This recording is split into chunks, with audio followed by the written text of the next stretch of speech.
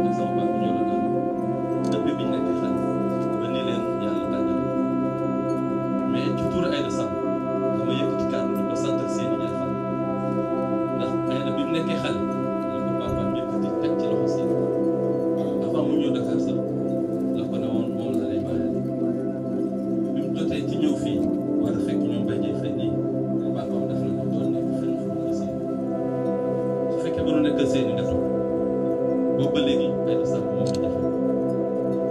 mosu fee jóge kër gi gësee lu neex kon nag yàlla la jëg Aïda Mbaye Dieye boo paree waaw waaw waaw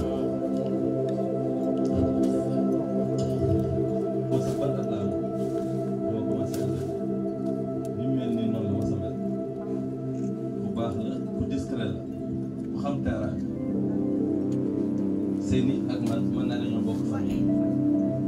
sama papa saa su ma ko gisee su ne ma ana Gallo ndax gën nga ko dégg ma ne ko déedéet seeni fan la ci teg ana seeni ana Balde sama papa bëriwul lu muy laaj service su amee soxla su rombee ñun ñi seeni rek lay woo directement laaj ko service seeni noonu mu mel ak moom noonu la mel ak ñëpp papay seeni aussi sama papa la sama xarit daf may laajte dama nemee su ma gëjee dégg su ma seeni demee mu boo jaali di passe man mi soo